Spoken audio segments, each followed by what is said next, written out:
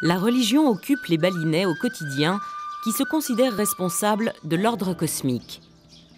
Le monde est le lieu de rencontre entre les forces du mal et du bien. Plus que la victoire du bien, c'est l'équilibre qui est nécessaire. À Bali, le nombre de temples est tout à fait surprenant.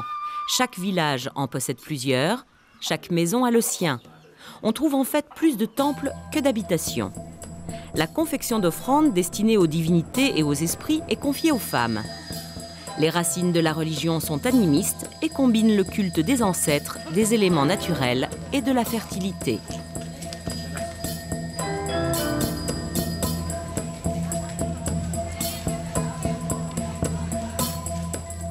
À Klungkung, qui fut jadis le royaume le plus puissant de Bali, le Taman Gili, jardin de l'île, était le symbole de ce pouvoir. On peut encore admirer aujourd'hui les plafonds peints de la cour de justice. Une bande dessinée balinaise raconte les tourments qui seront endurés par les pêcheurs, le calendrier astrologique ou l'histoire au quotidien d'une famille de 18 enfants. Des statues en haut de forme rappellent la présence hollandaise en Indonésie. En 1602, la Compagnie des Indes orientales s'empare du commerce des épices.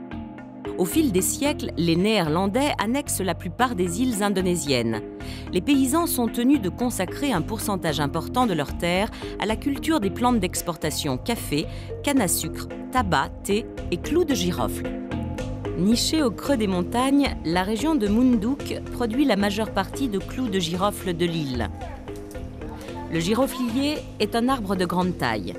La cueillette, qui se déroule de juillet à novembre, durant la période la moins humide, demande du courage. Les hommes partent à la conquête de l'épice sur des échelles rudimentaires en bambou, et les femmes ramassent les fruits tombés à terre. Le terme fruit n'est pas exact, car ce sont les boutons floraux juste avant la floraison que l'on cueille, un cas unique pour les épices.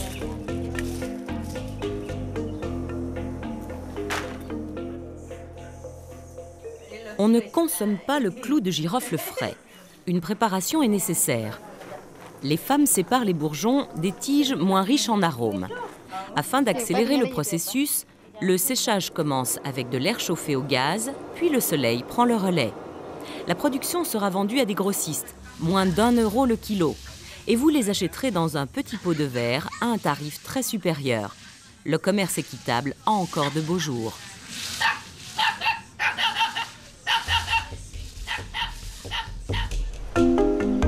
Si le riz reste la culture dominante à Bali, la biodiversité est impressionnante et permet des découvertes originales.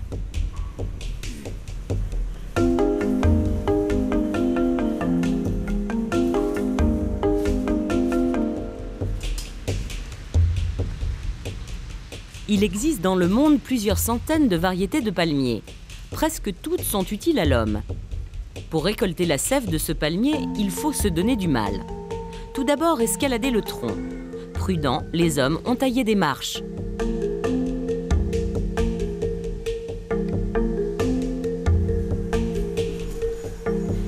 Puis couper légèrement la fleur. Installer un récipient, ici une noix de coco, et revenir le lendemain. La sève récoltée est mise à fermenter dans un vase en terre. Après fermentation, on obtient du vin de palme faiblement alcoolisé. Le passage dans un distillateur rudimentaire en fera de l'arak, de l'alcool de palme, titrant plus de 40 degrés. À consommer donc avec modération.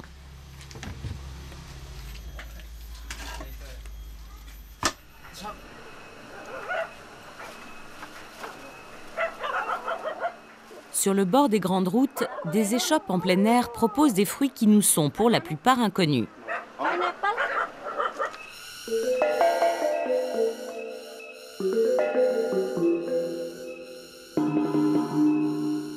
Pamplemousse énorme, ramboutan, mangoustan, jamalak, anon, jacquier. Et le roi des fruits, le durian. L'arbre apparenté au baobab et au cacaoyer peut atteindre 40 mètres et les fruits peser 5 kilos. Il est interdit de séjour dans les hôtels car à maturité, il dégage une odeur forte, insupportable pour certains, un délice pour d'autres. Les amateurs consomment la chair qui entoure les graines, graines qui, une fois grillées, sont utilisées comme des noix. Il est rare de l'apprécier la première fois, un peu comme pour les fromages forts. Goût indéfinissable, mais c'est très bon.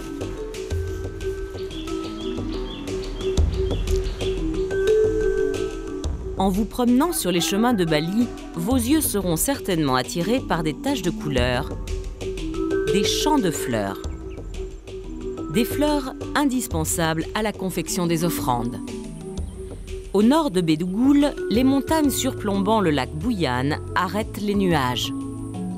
Certains jours, une fine brume enserre les collines. Les hortensias pourraient se croire en Irlande. Et le sol volcanique leur permet de prendre cette couleur bleue que nous essayons souvent vainement d'obtenir dans nos jardins. Les têtes sont elles aussi destinées aux offrandes. Par camions entiers, elles rejoignent les marchés de l'île.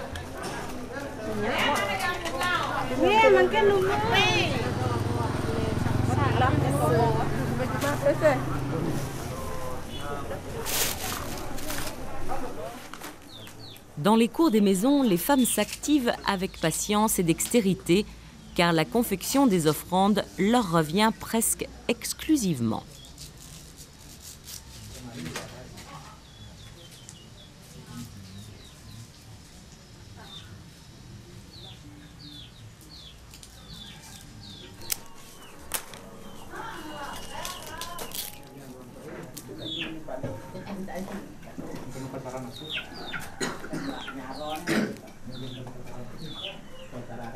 La chique de Bethel posée sur une feuille est la plus simple, son nom porosane. Les divers canangs, tressages de feuilles, supportent des fleurs, du parfum, des feuilles, de l'argent. Elles sont plutôt destinées aux hôtels familiaux.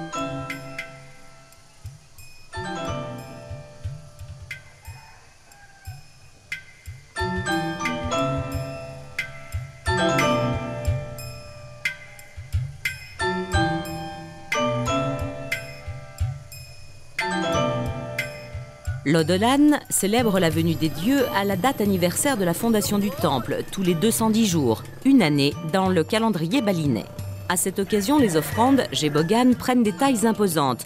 Construites autour d'un tronc de bananier, elles réunissent fruits, gâteaux, poulets. Elles doivent aussi répondre aux lois de l'équilibre et de l'esthétisme.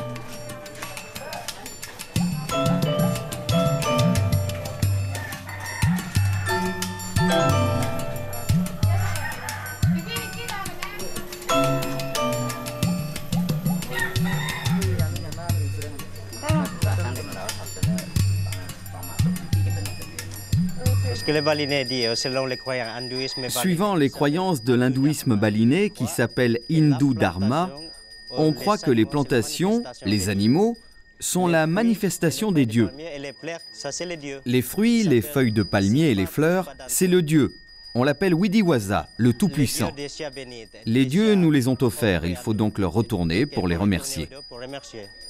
Et après ça, après comme ça, les Balinais considéraient que les dieux déjà pris. On considère que les dieux prennent les esprits des offrandes, ensuite on peut manger le reste. C'est logiquement les dieux qui mangent d'abord et c'est nous qui prenons le reste. Les prêtres guident les actions afin de vérifier l'harmonie de l'univers indo-balinais. Les prières sont suivies d'aspersion d'eau bénite et de distribution de riz. Les fidèles l'appliquent sur le visage, le cou et le front.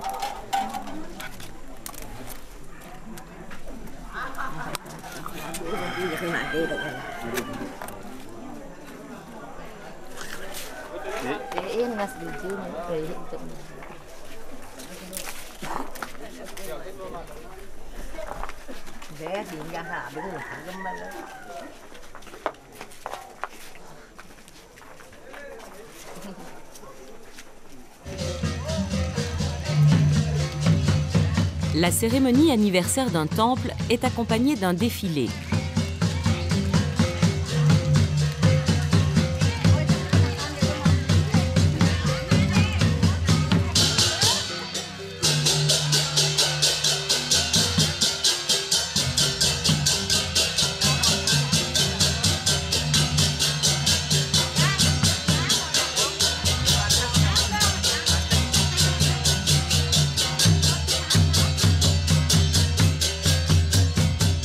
le spirituel laissera la place au profane.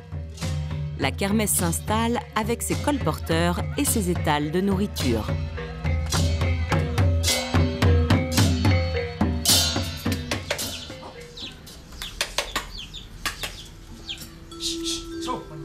Ensuite, la vie reprend calmement dans les maisons sous le regard des dieux.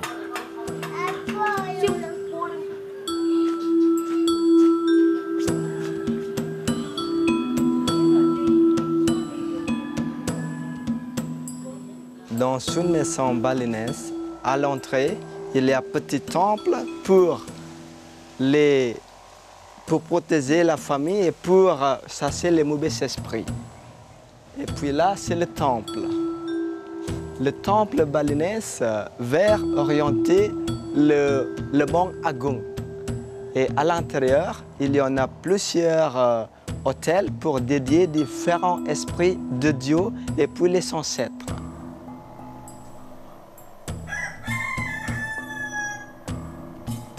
À l'intérieur, il y a plusieurs pavillons, ce sont des chambres. Il y a la maison du nord, sud, l'ouest et l'est. Dans notre maison, il n'y a pas salle à manger et on mange sur la terrasse. Bien que la médecine occidentale soit très présente, les Balinais utilisent toujours la pharmacopée traditionnelle à base de plantes. L'Ilir élabore en plâtre, breuvage, amalgame d'huiles essentielles. Des secrets familiaux bien gardés. Je vais vous expliquer comment faire un produit de beauté maison. Ce sont les ingrédients pour faire un gommage pour le corps. Il y a des clous de girofle, du riz, du gingembre, du galanga et un peu de curcuma. Les produits que nous utilisons sont bons aussi pour les rhumatismes. Si vous avez des allergies de la peau, vous pouvez utiliser ça. Ce sont des remèdes externes. Ensuite, on écrase ces ingrédients, tous ces ingrédients, pour obtenir une pâte comme ceci. Pour un Balinais, qu'il soit prince ou paysan, les soins apportés à son corps ont toujours une grande importance. Les touristes ont découvert avec bonheur les massages, les onguents qui font partie de la pharmacopée traditionnelle. Beaucoup d'hôtels offrent des spas modernes, bains relaxants, manucure, réflexologie, massage crânien. Bercé par la musique balinaise, relaxez-vous en alliant détente du corps et de l'esprit, peut-être au sommet d'un arbre surplombant la vallée de l'Ayung. Si on a des maux de tête, on en met un peu sur notre visage, comme ça, et comme ça.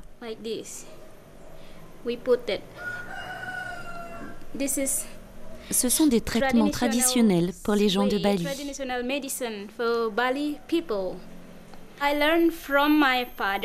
J'ai appris ça de mon père et aussi de personnes religieuses et de prêtres, des anciens de Bali.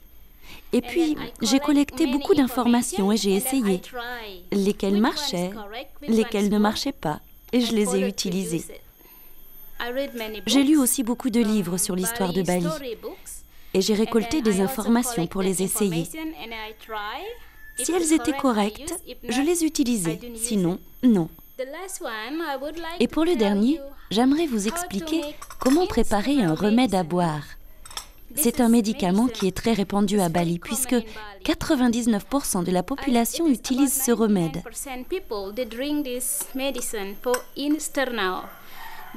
Les ingrédients sont du galanga,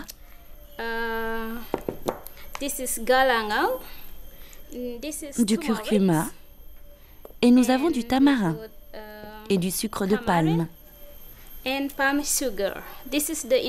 Ce sont les ingrédients pour faire cette boisson d'herbe que nous appelons boisson tonique aux herbes. C'est un médicament que les gens prennent quand ils se sentent faibles, qu'ils se sentent mal et qu'ils ont une mauvaise circulation sanguine. C'est bon aussi pour nettoyer le sang. L'Ilir récolte ses plantes dans la nature, des fleurs, des racines, des tiges, mais elle cultive aussi un jardin biologique. Les touristes sont nombreux à venir visiter son atelier et elle aime partager ses connaissances. Elle organise avec Madé Westi des marches dans la campagne proche du Bud.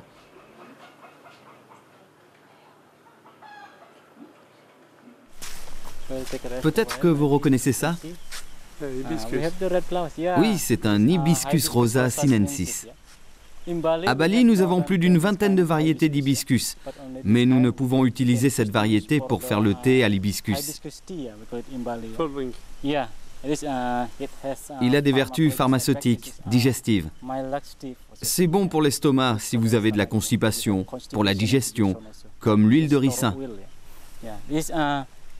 Ensuite, vous faites comme ça. Vous l'enlevez, vous avez le pétale, vous enlevez ça aussi, et puis vous le faites sécher au soleil. Une fois que c'est sec, vous pouvez le prendre pour le thé. Vous pouvez le conserver pendant 2 ou 3 mois. Ça appartient aussi au rang de fleurs sacrées à Bali, et vous pouvez aussi l'utiliser pour des offrandes ou les cérémonies. Quelle est cette plante? C'est de la lemongrass, verveine des Indes. C'est de la même famille que la citronella grasse, citronnelle, mais la citronnelle est plus grosse, et celle-ci est plus petite. À Bali, nous extrayons de l'huile de la tige et des feuilles comme ça. Nous l'extrayons par distillation. Voilà, là c'est l'huile, de l'huile de lemongrass.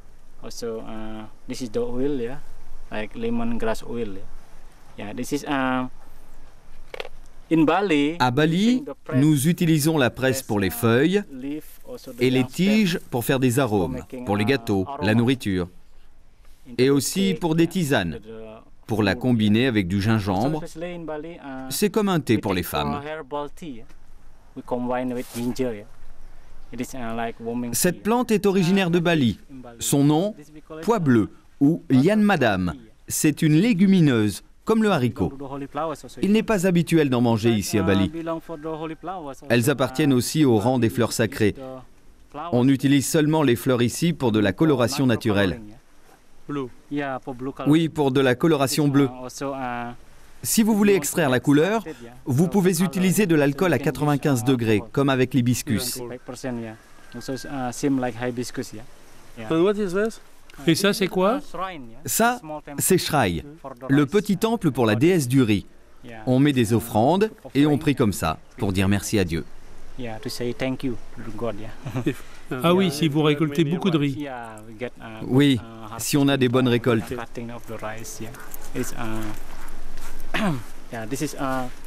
Oui, c'est Shrai. Vous voyez, dans chaque endroit, il y en a un comme ça. Près du bois, là-bas, c'est un hôtel aussi. C'est traditionnel. Celui-là est moderne. C'est de la roche. Ce sont les hôtels traditionnels comme ceux en bois. Les sols sont fertiles et peu de travail suffit à produire la nourriture de la famille.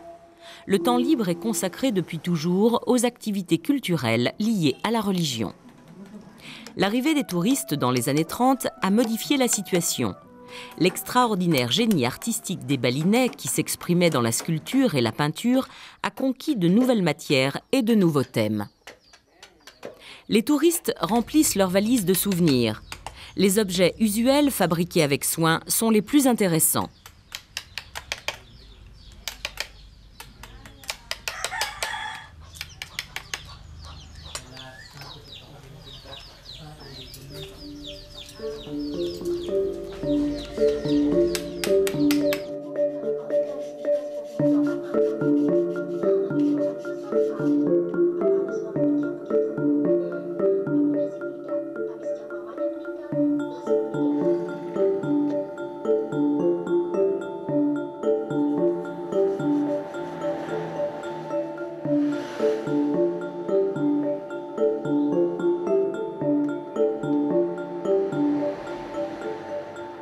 Le tissage traditionnel utilise une technique très originale.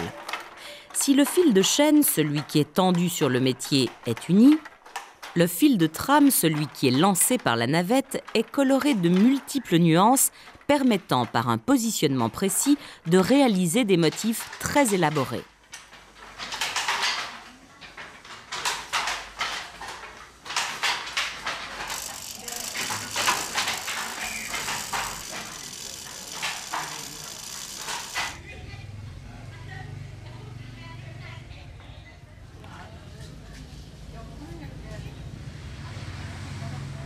L'apprentissage de ce riche artisanat se fait à l'intérieur de la cellule familiale, rarement dans des écoles. Les enfants, dès leur plus jeune âge, regardent les adultes et les imitent. Les plus doués prendront la suite.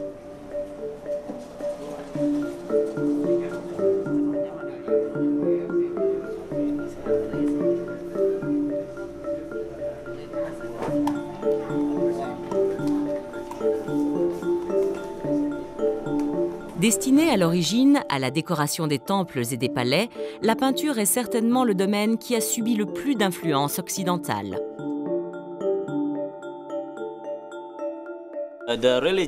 La religion, vous savez, c'est difficile de la séparer de l'art que nous avons ici. Parce que la plus grande partie de l'art que nous avons ici est traditionnelle. Et avec la religion, la culture, ça se mêle tout ensemble. Vous savez, c'est l'idée de Bali. Avec la religion, les coutumes, avec la danse et les temples, c'est le sujet de la plupart des peintures de Bali.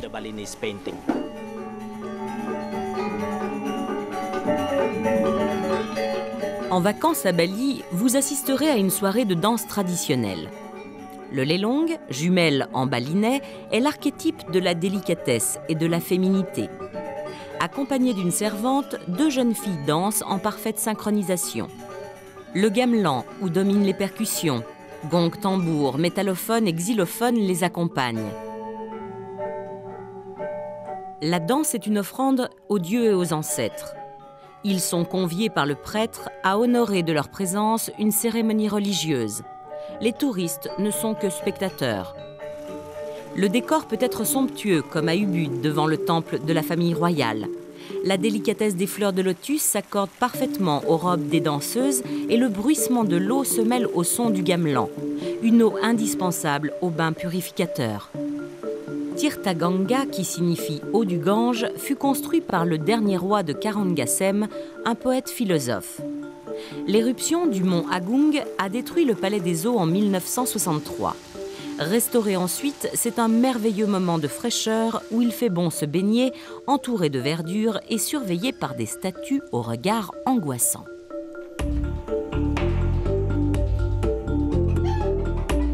La quiétude règne aussi dans les villages. L'hospitalité n'est pas un vain mot à Bali. Vous serez très vite invité à pénétrer dans les cours et les maisons. Votre œil remarquera la beauté des toits et l'harmonie des constructions nichées dans la végétation. Dominant la rivière Ayung, les hôtels aiment aussi à se cacher. Les bungalows du Kupu Kupu Barong sont à peine visibles. Comme dans toutes les maisons balinaises, des hôtels sont disséminés dans les jardins. Le personnel vient y déposer des offrandes, certainement pour remercier les dieux de la venue de clients ou pour demander qu'ils arrivent nombreux. Car l'industrie du tourisme est essentielle pour Bali.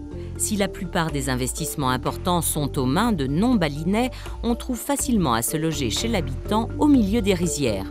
Calme et dépaysement garanti. La maîtresse des lieux saura vous conseiller pour vos découvertes, vos visites. Elle vous cuisinera d'authentiques repas où le riz sera toujours présent et vous invitera certainement à la fête de son temple.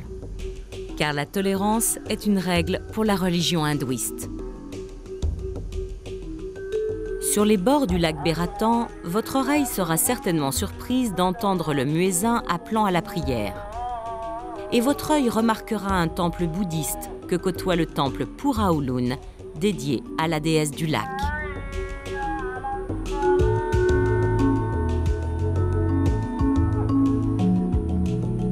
La langue sera parfois un obstacle. Un conseil, à Bali, rien ne sert de s'énerver, souriez et profitez du paradis balinais.